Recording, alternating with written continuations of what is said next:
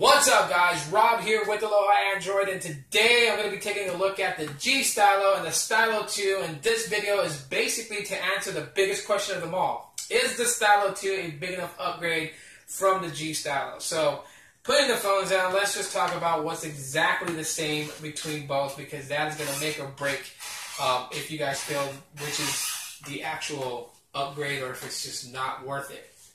So the things that's the same is the screen size. The screen size is 5.7 inch display, and the resolution is pretty much the same, 720p HD. That's 720 by 1280, and the pixel density is 258 pixels per inch. The front-facing cameras is still 5 megapixels. The battery is still 3,000 milliamps, and they both run the Snapdragon 410 processor. So I believe that's a lot of the things that's the same between both phones. Now, the things that are different between each other is that the G Stylo runs 6.0 Marshmallow with LG's UX 4.0, and the Stylo 2 runs 6.0.1 Marshmallow with LG UX 5.0. Now, that's a make or break for some people, because some people are like, I didn't like 5.0, and it didn't have an app drawer. However, LG did come out with an update, it was like about a couple days ago, that gave you the option of using an app drawer with the stock home. So that's been fixed. But if you're wanting to try out a device that doesn't have an app drawer, hey, Stylo 2's got that covered for you. Now, while they both run a 3,000 mAh battery, the battery itself is bigger on the Stylo 2. The size of the battery is actually a lot wider. So if you're thinking that you're going to buy a Stylo 2 and use the battery from your G Stylo as a backup battery, forget it. It's not going to fit. However, they're both 3,000 milliamps. One is bigger than the other. The placement of the camera has actually been changed. Now, on the G Stylo, your front-facing camera is right here, and on the Stylo 2, it sits on the opposite side. As you guys can see, even with the proximity sensor blinking, will tell you where the cameras sit. 8-megapixel rear-facing camera on the back of the G Stylo has been bumped up to 13 megapixels on the Stylo 2. So that is kind of a big enough upgrade, even though people complained about 8 megapixels on the G Stylo. A lot of phones basically had 8 megapixels. Up until the future, where 16 will probably be standard. Laser autofocus on the G Stylo, non-existent on the Stylo 2, which is not really a big deal. The laser autofocus did help on the G Stylo to focus in quickly on things you were going to take a picture of, but as fast as it did focus in is as fast as it fell out of focus when you snapped the photo. So it was always a 50-50 if you were going to get a real good shot. Autofocusing is fast on the Stylo 2.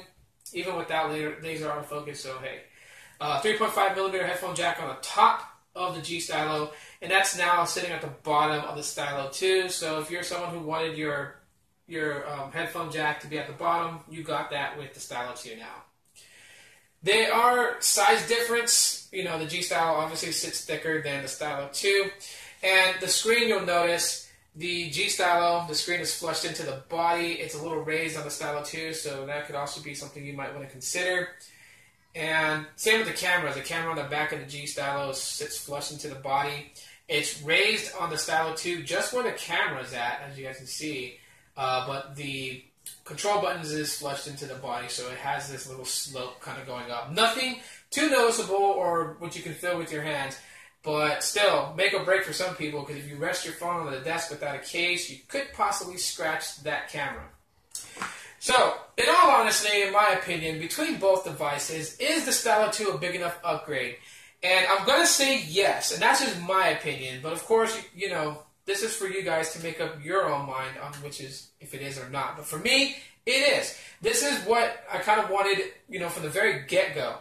I know Metro PCS customers had that, and forget that, for the CDMA version of the G Stylo was spec'd weaker than the GSM Twin, and you get that now with the Stylo 2. So it's kind of like I like to think LG's apologizing for it, because I didn't have a bad experience with the G Stylo at all, and there are some people who don't have a bad experience with it, but there are people who did.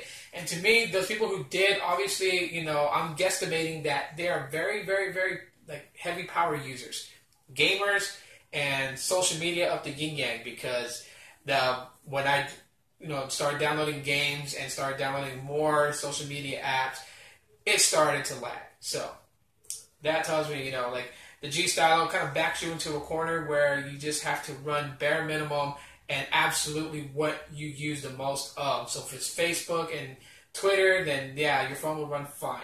No, you're gonna like add in other apps, and it's gonna start to really get glitchy.